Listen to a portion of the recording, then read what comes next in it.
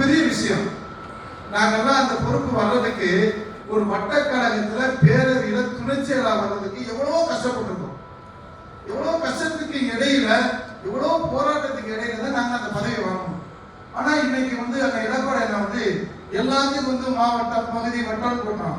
அந்த பதவியுடைய பவர் என்னன்னு தெரியணும். இந்த இயக்கம் அனைத்து இந்திய அண்ணா திராவிட முன்னேற்ற கழக இயக்கம் இந்தியாவிலேயே மாபெரும் இயக்கம்.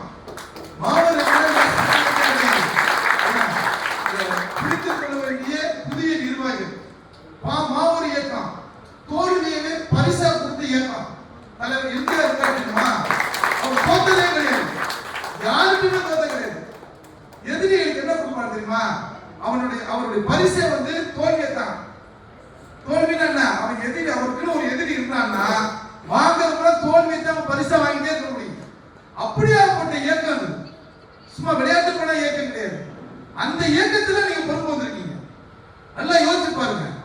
சும்மா இன்னைக்கு நேற்று ஆரம்பிக்கிறான், இன்னைக்கு ஆரம்பிக்கிறான், முந்தானத்து ஆரம்பிக்கிறான், அதெல்லாம் இயக்கமே கிடையாது. தலைவர் எப்படி தெரியுமா உங்களுக்கு?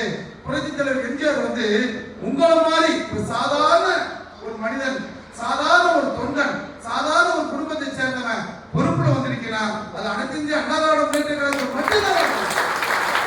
எந்த இயக்கத்தில் வர முடியாது. அவன் வச்சிருப்பான், அவன் அப்பா வச்சிருப்பான் மயன் பேரன் வச்சிருப்பான், பேரன்னா பேத்தி வச்சிருப்பான். இந்த இயக்கம் மட்டும் அப்படி கிடையாது.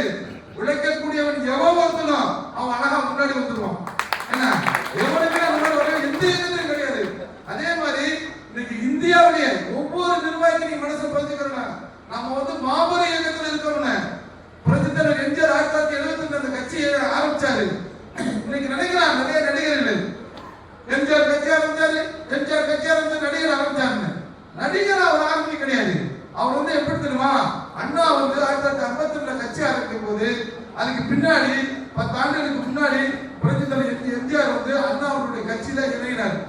திராவிட முன்னேற்ற கழகத்தில் இணைகிறார். அண்ணா தான் 50 தலைவர்கள் இயக்கத்தை, திராவிட இயக்கத்தை உருவாக்குறாங்க. அந்த இயக்கத்தை உருவாக்கும் போது புரட்சி தலைவர் அதை சேர்றாரு. அது வரைக்கும் 52 78 வரைக்கும் ஆட்சியை பிடிக்க முடியல. ஆனா புரட்சி தலைவர் எம்ஜிஆர் சேர்ந்த உடனே மக்கள் மத்தியில பெரிய ஒரு எழுச்சி இருக்கு. என்ன அப்ப எம்ஜிஆர் அவர் பதவி வைக்கிறாரு. எம்எல்ஏ இருக்காரு, எம்எல்சி இருக்காரு. இதெல்லாம் திராவிட முன்னேற்ற கழகத்துல பதவி வைக்கிறாரு. பதவி வைத்து அந்த கட்சியினுடைய